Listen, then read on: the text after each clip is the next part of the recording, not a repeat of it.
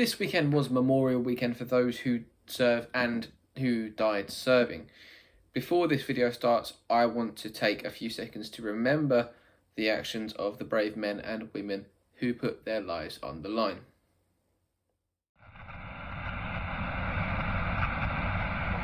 Been 59 races since he's last visited victory lane. Still no pressure by 50. The Coca-Cola 600 belongs to Ryan Blaney. Hey there, folks. Thank you so much again for joining us for another episode of NASCAR Cup Dates. This weekend we found ourselves at Charlotte for the Coke 600. And this race was absolutely off the walls. One of the most entertaining and exciting races I have seen all year. The build-up for this race after the massive rain delay only led to me being more and more excited, and this race did not let down a single bit. It was an absolute caution frenzy. You couldn't look away from the screen for more than 30 seconds without feeling somebody was just being turned one way or another, and there was absolutely no controversy to come from any single one of... Oh, there was absolutely controversy from oh boy. Oh, we're going to get into that in a little bit. Chase Elliott, oh, that's going to be a story for later on in the show. But hey, without any further ado, let's get to it. For 2 years now, we have had incredible racing at Charlotte. Maybe it is just the new car at Charlotte, just works, and we should go back to the oval instead of the roval. The weekend itself started with downpours, more rain, storms, so practice and qualifying, and I only know this because it was drilled into me through the entire broadcast. Practice and qualifying was rained out for the first time ever in 600 history. We didn't actually get to watch a full race without a delay anyway, because through stage 2 we had a rain delay, but we'll get into that later. The race started with William Byron on the front row because he was lights out fucking fast this entire season, and Kevin Harvick with him in second.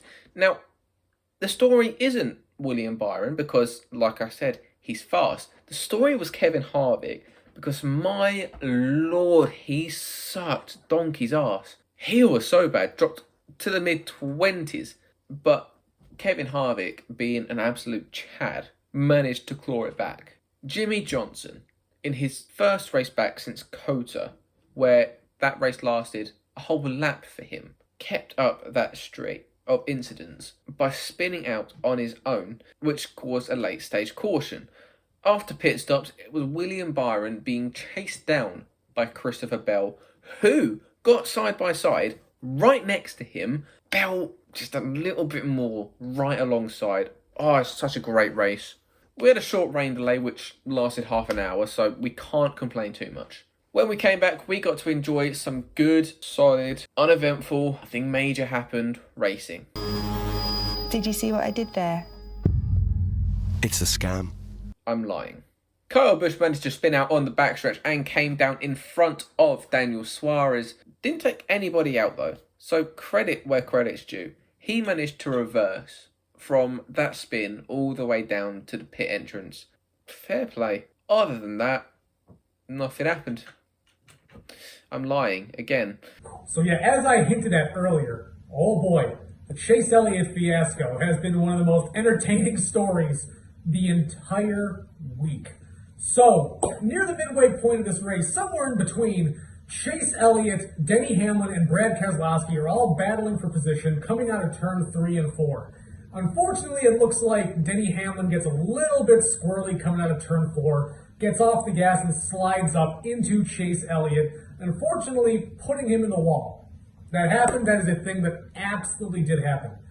Chase Elliott, he didn't like that so much. He thought it may have been a little bit more intentional. So, Chase Elliott turns down on Denny Hamlin. Though, firstly off the bat, NASCAR social media goes ballistic. And the Chase Elliott bandwagoners and all the fans out there start saying, no, it was Brad Keselowski. Look at these photos. You can see right here, Brad is getting into Chase Elliott, and that's what's pointing him downwards. But no one wants to talk about the fact that he turned hard left. They'd rather say, no, it wasn't Chase. And Chase comes out of the car and says, oh, something broke. I couldn't control it. It is what it is. And NASCAR had the last word, and they hit him hard with a one-race suspension. There he goes, little guy.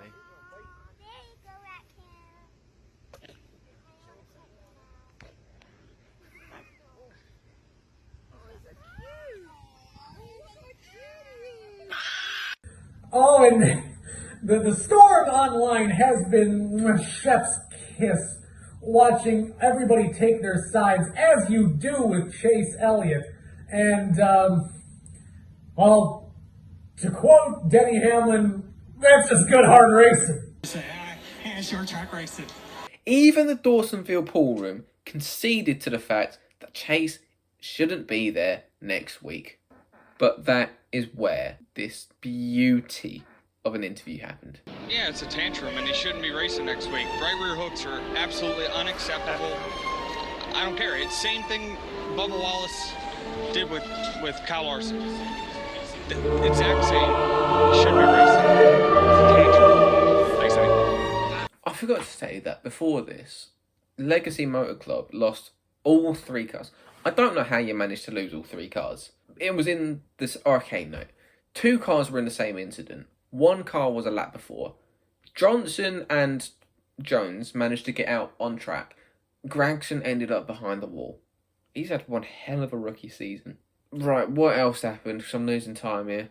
BJ McLeod spun and ended a stage early. Christopher Bell spun and slid across the infield. Brad Keselowski spun and collected Todd Gilliland. Jack Black shaved all of the hair off his body and committed heinous crimes. Another British presenter got outed as a nonce and shall forever go down as the new Jimmy Savile. Ryan Blaney won stage 3. Tyler Reddick almost spun, but made it out in the best way possible. I went to make pancakes during the middle of the race. Michael McDowell had a loose wheel and brought out another caution and more suspensions for his team. So Zane Smith, who is in the 38 this week, decided to stay out and take the lead. His lead lasted for about 4 seconds on the green. We managed to go green for a couple of laps until Austin Cindric fucked it off of the turn 2 exit and smacked the inside wall, ending his race. Then on the next restart, the big one happened. Kyle Larson got loose, spun, took out a good few cars, really good cars, and Ty Gibbs and all. He's being really quiet for someone who everybody, don't lie, everybody thought would be the Ross Chastain of this year. Speaking of, haven't actually heard from him for the last couple of weeks. Maybe it's because when he's not giving everything every race, every lap, that he's shit. And I don't want that, because he made it exciting. Let him be him. Now, there was a graphic shown on the telly where it had a scoring loop and showed that Ryan Blaney had managed to get the lead from William Byron. What's the point? What is the point of having a scoring loop when you have cameras around the track where you can see the positions of the cars at the time of caution? So we come to the final restart. Right, I can't even make it interesting. Blaney just checked out. So for the first time since Daytona 2021, the entire NASCAR fan base liked who won the race. No one dislikes Blaney, and if you do, you're the problem. He had no competition to go win that race. And when he did, he went and celebrated with the fans. Man of the people. Joseph Newgarden did it in the 500 and Blaney did it in the 600. Penske's just done a double, and now I want Roger Penske to return to F1 and come on, he's got to do the triple. Wouldn't it be cool to see someone do the triple on Memorial Weekend? It's time for Dan's Strong Opinions. So on now to Dan's Strong Opinions, one of my personal favorite segments of the show where I get to come at you guys and give you guys my strong opinions. Sometimes I have lengthy ones, sometimes I have more short, cut and dry ones, and this will be the latter. My strong opinions are, this is one of the greatest weeks in motorsports in general. You get to see the whole spectrum of Formula One to IndyCar to NASCAR, all traditionally bundled up into one day, weather permitting. So, unfortunately, NASCAR got pushed to Monday, and the whole thing was just a little bit shaken off, but Memorial Day weekend, a lot of folks had Monday off, still got to watch the race, and the crowd looked stellar. I think that we just need to keep this as it is. This triple header, you want to start adding more events to the week? Fine. Give us some more on Saturday. Make it a whole weekend of motorsports. I am down for it. I'm down to keep doubling down on this being the motorsports holiday of the world. People who don't get to watch IndyCar more often get to watch the Indy 500 and say, maybe I'll tune in next week and the week after and see what's coming up. Check out Monaco, even though Monaco is now a shell of its former self. But those are my strong opinions. This is one of the best weeks we could possibly have in all of motor racing. I love it, and I want more of it. I'm sticking to it. So we move straight on to picks, and I fucking lost. And now it's on to our picks for the week. And firstly, I gotta say, I am really, really impressed by Bubba Wallace and how he did this past weekend, and just the overall performance he has had on track, with just a few blemishes here and there that I'm not too fond of, but that's last week and on to this week. So, who am I going to be picking for this week's race? My money's going to be on Brad Keselowski in the number 6 car. We have to talk about the dominance that RFK Racing has had this year. They are one of the top 4 teams this entire year. While Ford has been slumping, RFK has looked stellar. Chris Buescher has looked phenomenal, but I have to go with the number 6 this weekend in Brad Keselowski, the current captain of this team. Look, if you asked me a few years ago, more than a few years ago now, wow, time flies, if I would have ever pulled for Brad Keselowski, I would have told you, get out of here, man. Somebody who was a massive Carl Edwards fan, it is very hard to get behind Brad K. But with his overall performance this year, on the whole, how can I bet against him?